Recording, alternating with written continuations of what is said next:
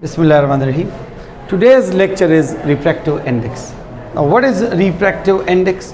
It is the ability of a transparent material to refract light. Light जब एक transparent material से पास होगी तो वो रिफ्रैक्ट होगी. रिफ्रैक्ट मीन न सिर्फ उसकी डायरेक्शन चेंज होगी बल्कि स्पीड भी उसकी चेंज होगी.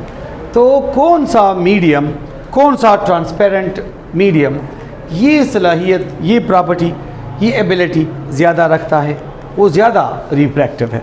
Refractive index is the ability of a transparent material to refract light, or it is the ability of a transparent material to deviate the light from its original path.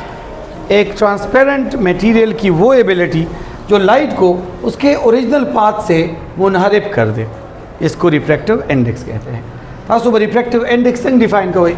It is the ratio of speed of light in vacuum to speed of light in other media.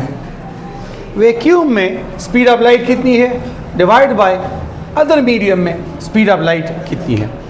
तो आपको तो पता है कि vacuum में speed of light इतनी है, water में स्पीड ऑफ लाइट इतनी है. आप वैक्यूम में स्पीड ऑफ लाइट को वाटर की स्पीड ऑफ लाइट से इसकी रेशो ले ले, इसको डिवाइड कर दे, तो इससे जो वैल्यू आ रही है वो है 1.33. तो ये 1.33 रिफ्रैक्टिव इंडेक्स है वाटर. इसके अलावा आप यूँ भी कह सकते हैं कि it is the ratio of sine of angle of incidence to sine of angle of refraction. देखिए ये जो लाइट रे आ रही है लाइट सोर्स से जो लाइट रे आ रही है इसको क्या कहते हैं सुदेश? ये लाइट रे कौन सी है, कौन सी रे है? Incident ray. ये इंसिडेंट लाइट रे है और आते हुए ये जो एंगल बना रही है इसको एंगल ऑफ इंसिडेंस कहते हैं.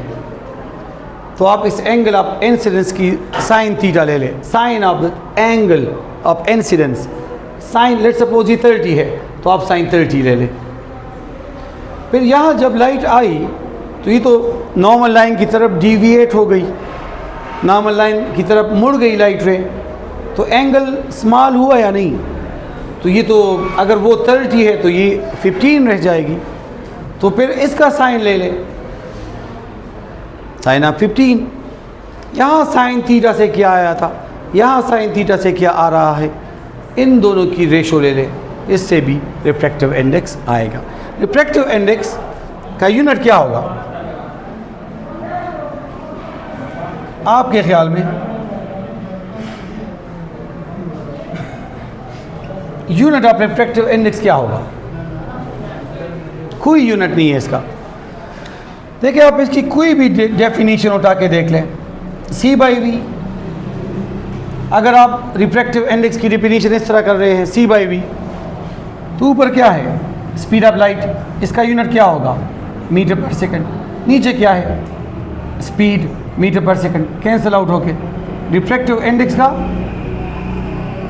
कोई यूनिट नहीं. ऐसी रेशो जो सेम क्वांटिटीज़ के दरमियान हो, ऐसी रेशो, ऐसी क्वांटिटी का कोई यूनिट नहीं होगा. देखिए आप 9 में पढ़ चुके हैं स्ट्रेन. स्ट्रेन आपने किस तरह पढ़ा था? Change in length divide by original length. ऊपर भी मीटर था, नीचे भी मीटर है, नो यूनिट. कल आप मैग्निफिकेशन पढ़ चुके हैं. Distance of the image divide by distance of the object. ऊपर भी मीटर है, नीचे भी मीटर है, नो यूनिट. आज आपने पढ़ लिया रिफ्रैक्टिव इंडेक्स. ऊपर भी स्पीड ऑफ लाइट है, नीचे भी स्पीड है. स्पीड जिस चीज़ का भी हो उसका यूनिट मीटर पर सेकंड है.